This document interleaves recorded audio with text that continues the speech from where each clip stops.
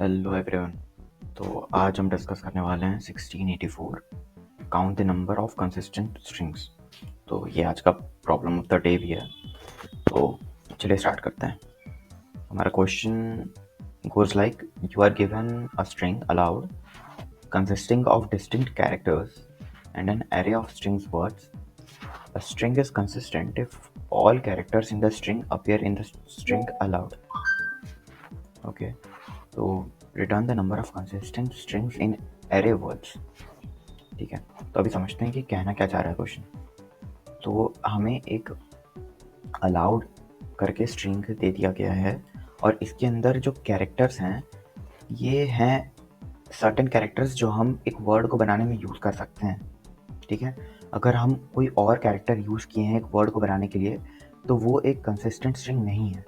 अगर हम एक वर्ड को बनाए हैं जिसमें वही सारे कैरेक्टर्स हैं जो अलाउड स्ट्रिंग के अंदर हैं, तब वो एक ऐसा वर्ड है जो कंसिस्टेंट कहलाएगा इस कोड के हिसाब से, इस क्वेश्चन के हिसाब से। तो चलिए देखते हैं। यहाँ पे अलाउड में हमें ए और बी दिया हुआ है, तो ये ऐसा रहेगा ए कॉमा बी। तो A and B both are allowed characters. Okay, तो यही तो कैरेक्टर्स हम लोग एक स्ट्रिंग को बनाने में यूज़ कर सकते हैं, एक वर्ड को बनाने में। तो देखते हैं ए डी। तो ए तो अलाउड है बट डी अलाउड नहीं है, तो this is not a consistent string.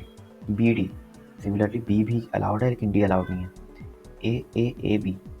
तो इस क्वेश्चन में हम लोग फ्रीक्वेंसी की बात नहीं कर रहे हैं, यहाँ पे सिर्फ हम चेक कर रहे हैं कि कैरेक्टर अलाउड है कि नहीं। तो ए एक बार हो या फिर 3 बार हो, इट डजेंट मैटर। ये ए अलाउड है because A is a allowed string, allowed character, and B is also allowed. This is a consistent string. Okay, B A. ये यहाँ पे भी हम लोग इसका ऑर्डर नहीं देखेंगे, बस देखेंगे कि वो कैरेक्टर अलाउड है कि नहीं। तो बी अलाउड है और ए भी अलाउड है, तो ऐसे चेक करेंगे बी अलाउड है, ए अलाउड है, ए अलाउड है। तो this is a consistent string. Be allowed है, ए अलाउड है, डी अलाउड नहीं है, तो this last one is not a consistent string because यहाँ पे डी है एक कैरेक्टर जो अलाउड नहीं है। सिमिलरली इधर भी अगर आप देखें ए बी सी, तो ए बी और सी ये तीनों अलाउड कैरेक्टर्स हैं, तो ये वाला एक कंसिस्टेंट स्ट्रिंग है। ये भी, ये भी, ये भी, ये भी, ये भी और ये भी। ठीक है, इसलिए यहाँ पे वैल्यू 7 है। तो वही हमें रिटर्न करना है कि एक एरे जो हमें वर्ड्स का दिया है उसमें से काउंट रिटर्न करना है कि कितने कैरेक्टर्स हैं, जो कितने स्ट्रिंग्स हैं जो अलाउड है। ऑलराइट, तो चलिए अब इसका सोल्यूशन की तरफ बढ़ते हैं। तो मैंने इसका सोल्यूशन ऑलरेडी कोड कर रखा है, मैं आपको डिटेल में एक्सप्लेन करूँगा। ओके, तो code goes like this. Let me, yes now it's better. तो यहाँ पे हमें अलाउड स्ट्रिंग दे दिया है, क्वेश्चन नहीं दिया है, अलाउड स्ट्रिंग और एक वर्ड दिया है, वर्ड्स दिया है जिसे दैट इज एन अरे ऑफ स्ट्रिंग्स। ठीक है, अभी हम एक firstly this is not an optimal approach, it's a better approach अभी हम डिस्कस करेंगे, but this is one of the approaches that will work. Okay, इसलिए डिस्कस कर रहे हैं। तो ये जो कंसिस्टेंट काउंट है, this will return the count of how many strings in an अरे आर कंसिस्टेंट। ओके, अभी ये जो अलाउड सेट है ये हमें एक सेट स्टोर करने में मदद करेगा। If you know about set, set is a data structure that helps me to store all types of variables, all types of beta alphabets, numbers, strings, है ना।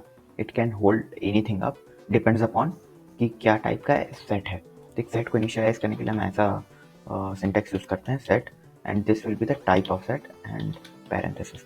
टाइप के अंदर आप कुछ भी दे सकते हैं, भी नंबर और स्ट्रिंग का अरे, तो इट कैन बी एनीथिंग। ठीक है, बट सेट की खासियत ये है कि सेट के अंदर सिर्फ यूनिक कैरेक्टर्स ही रह सकते हैं। तो अगर मैं आपको दिखाऊं एक लाइव एग्जांपल करके, तो एक सेट बनाएंगे, न्यू सेट। ऑलराइट, अभी इसमें हम z डॉट ऐड करेंगे। ऐड, इसके मेथड्स आप देख सकते हैं, add, clear, constructor, has. Add हमें सेट में ऐड करने में मदद करता है, हैश चेक करता है कि कोई प्रॉपर्टी, कोई वैल्यू है कि नहीं, साइज़ हमें उसकी साइज़ रिटर्न करता है। तो आप एक बार इसको चेक कर सकते हैं। Set in JS, you can go to MDN and search for how set works in JavaScript and what are the associated methods with it. Okay, अभी देखते हैं set dot add 5 ऐड करते हैं. अभी हम अगर 6 ऐड करते हैं और z प्रिंट करते हैं 5 और 6 है. फिर एक और बार अगर हम 6 ऐड करते हैं, फिर एक और बार हम 5 ऐड करते हैं. ठीक है, तो हमने 2 बार ऐड किया 6 और 5. बट आप देख सकते हो कि हमारे सेट में वो डुप्लीकेट्स ऐड नहीं हुए हैं. तो सेट की खासियत है कि डुप्लीकेट्स को मेंटेन नहीं करता है. ठीक है, तो ये हमें ये जो फंक्शन है मैं भी आपको दिखाता हूँ. Get word set alright. Okay, get word set, इसको हम ऐसे कर सकते हैं. देखो अभी मैंने यहाँ पे क्या किया था कि एक सेट मैंने इनिशियलाइज किया और फिर एरे को स्ट्रिंग को as a array spread operator के थ्रू कन्वर्ट करके फिर मैं सेट के अंदर मैनुअली ऐड कर रहा हूँ. But you can do it like this as well. Dot dot dot allow. Okay, तो इसके अंदर अब सेट के अंदर मेरे सारे जो स्ट्रिंग के कैरेक्टर्स हैं यहाँ पे जैसे ए डी है, तो ए कॉमा डी ये मेरे सेट के अंदर अभी जा चुका है और मैं सेट को रिटर्न कर दे रहा हूँ. ठीक है, मैं डायरेक्टली ऐसे भी कर सकता हूँ.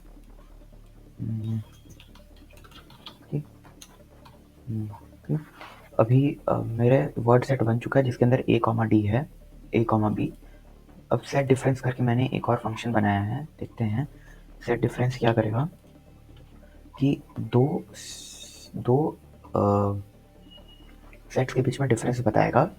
तो हमें हमारा गोल ये है ना कि हमें बताना है कि कोई ऐसा कैरेक्टर है क्या वर्ड में जो हमारे अलाउड में नहीं है, तो हम वही डिफरेंस इस फंक्शन के थ्रू निकालेंगे.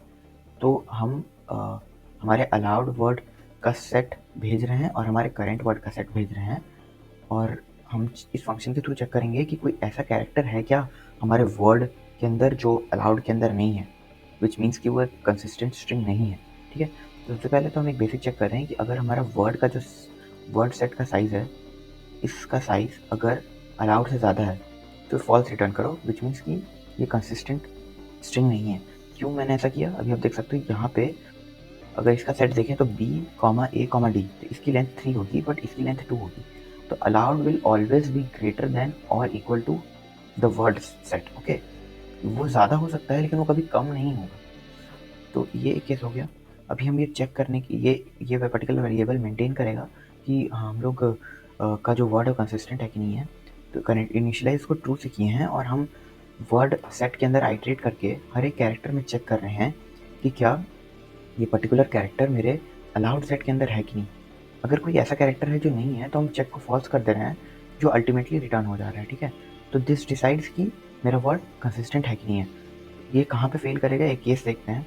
जैसे हम ये पर्टिकुलर स्ट्रिंग पे आते हैं और बी और ए पे चेक करते हैं. पहले बी पे चेक करते हैं तो B allowed set has B, तो येस इट हैज़ बी. तो ये वाला केस नहीं एग्जीक्यूट होगा बिकॉज यहाँ पे नल ऑपरेटर है. तो it will return true but then this will change it to false. ठीक है ना. तो फॉल्स हो गया तो ये वाला ब्लॉक के अंदर नहीं जाएगा, ये स्कोप के अंदर एंटर नहीं करेगा. ए के लिए भी सेम होगा बट डी के लिए क्या होगा कि क्या अलाउड सेट के अंदर डी है, तो नहीं है, तो it will return false. But this null operator will reverse it and make it true. ठीक है, तो ट्रू हो गया तो ये वाला केस एग्जीक्यूट होगा, चेक का वैल्यू फॉल्स हो जाएगा और हमें this particular thing will return of false और कंसिस्टेंट स्ट्रिंग बढ़ेगा नहीं मेरा कंसिस्टेंट काउंट. जिस वजह से I will be able to maintain the correct count. ठीक है, ये इंक्रीमेंट तब होगा जब ये पर्टिकुलर फंक्शन हमें ट्रू रिटर्न करेगा. अभी जैसे for this particular case A B and A B अगर देखें तो word size will be 2 and allowed size will also be 2. ठीक है, और फिर हम आइटरेट करेंगे. पहले हम ए के लिए चेक करेंगे कि क्या ए मेरा अलाउड के अंदर है, तो है. बी मेरा अलाउड के अंदर है, तो है. This particular case will also not execute. Check की वैल्यू मैंने स्टार्टिंग में ट्रू की थी, तो ट्रू मेरे को रिटर्न होगा और मेरा कंसिस्टेंट काउंट बढ़ जाएगा. ठीक है, अब इसको रन करके देखते हैं. ये रन कर गया अभी. ओके, तो आप देख सकते हो कि रन किया बट इसका परफॉर्मेंस बहुत बेहतर नहीं है. 51% कोड्स को ही बीट कर पा रहा है. Not a very good thing to have. Because आप देख सकते हो यहाँ पे बहुत फ्लॉज हैं इस कोड में कि हम जो वर्ड सेट है वर्ड है उसको भी हम एक सेट में कन्वर्ट कर रहे हैं। Instead what we could have done कि हम वर्ड के अंदर आइटरेट करते फॉर लूप लगा करके, या फिर उसको एक अरे में पार्स करके उसको आइटरेट करके हम डायरेक्टली चेक कर सकते थे। ठीक है, तो वो थोड़ा ज़्यादा ऑप्टिमल होता। अभी इसको रीसेट करके इससे एक बेटर अप्रोच देखते हैं। तो इससे एक बेटर अप्रोच सिर्फ 2 लाइन्स का है, सही सुने तो इस ये कोड में हम कर क्या रहे हैं कि जो हमारा अलाउड स्ट्रिंग है, जैसे मैंने आपको पहले एक्सप्लेन करा, हम उसे एक सेट बना रहे हैं। ठीक है, सेट के अंदर हम पुश कर रहे हैं। तो डिस्क्रिप्शन में दिखाता हूँ मैं कैसे क्या होगा। अलाउड सेट के अंदर हम स्प्रेड ऑपरेटर यूज़ करके इस स्ट्रिंग को पास कर रहे हैं, तो ए कॉमा बी हमारे अलाउड सेट के अंदर आ जाएगा। ठीक है, और अभी यहाँ पे क्या हो रहा है, ये बहुत लोगों को डिफ़िकल्टी होती है समझने में। देखते हैं, तो आप देख सकते हो कि फ़िल्टर जो होता है ना, फ़िल्टर जो मेथड है वो एक कंडीशन के बेसिस पे कोई एक अरे को फ़िल्टर आउट करने के लिए काम आता है। ठीक है, इट्स लाइक अ स्ट्रेनर कि रेसिड्यू को फ़िल्टर करेगा फ्रॉम व्हाट वी वांट। भी एक कंडीशन हम लगा देंगे कि this if A equals B then this should happen. ठीक है, तो यहाँ पे भी एक कंडीशन है और उस बेसिस पे ये वर्ड्स एरे को फ़िल्टर कर रहा है। ठीक है, तो अभी क्या कंडीशन है देखते हैं। हम वर्ड्स को फ़िल्टर कर रहे हैं, हम हर एक वर्ड पे जा रहे हैं। ठीक है, ए डी पे पहला इटरेशन में, और हम उसको एक अरे में कन्वर्ट कर रहे हैं। तो ए कॉमा डी हो गया। ठीक है, और एवरी क्या करता है, एवरी चेक करता है कि हर एक केस में जो कंडीशन हमें दिया है वो पास होना चाहिए। ठीक है, तो हमारा कंडीशन ये है कि जो हमारा वर्ड है उसका जो लेटर है वो हमारे अलाउड सेट के अंदर होना चाहिए। ठीक है, बहुत सिंपल है। तो हम पहले वर्ड एरे से वर्ड पे आए और वर्ड से वर्ड के लेटर पे आए, और हम इस लेटर को पहले चेक करेंगे, ए को चेक करेंगे, फिर डी को चेक करेंगे। तो लेटर में पहला आइटरेशन में ए चेक हुआ, सेकेंड आइटरेशन में डी चेक हुआ। अब डी हमारे अलाउड सेट में नहीं है, तो ये वाला पार्ट जो है ना, एवरी वाला पार्ट, ये फॉल्स रिटर्न करेगा। ठीक है, अब ये फॉल्स रिटर्न किया तो फिल्टर को फॉल्स मिला for this case A D. इस वजह से ये पर्टिकुलर चीज़ फिल्टर आउट नहीं हो पाया और ये एलिमिनेट हो जाएगा। ठीक है, अभी पास कौन सा करेगा ये देखते हैं, ए और बी। तो हम अलाउड सेट में पहले ए को चेक करेंगे, ए में पहले ए को चेक किए, दूसरे को चेक किए, तीसरे को, तीनों हमारे अलाउड सेट के अंदर है। तो अभी हम बी को चेक करेंगे, बी को जब चेक किए तो बी भी हमारा अलाउड सेट के अंदर है। तो एवरी जो है वो ट्रू रिटर्न करेगा, क्योंकि सारे जो कैरेक्टर्स हैं, सारे लेटर्स ने ये पर्टिकुलर कंडीशन पे ट्रू रिटर्न किया है। अब ये एवरी ट्रू रिटर्न किया तो फिल्टर के पास भी ट्रू गया, और फिल्टर के पास ट्रू गया तो ये वाला चीज़ फिल्टर आउट नहीं हुआ, ये एलिमिनेट नहीं हुआ। तो इसीलिए हमें करेक्ट आंसर मिलेगा। देखते हैं। ऑल राइट, तो this is more optimal, not the best solution I would say, but this is more optimal. इससे बेटर अप्रोच मैंने देखा, मैं आपको भी दिखाना चाहूँगा, दिस वन।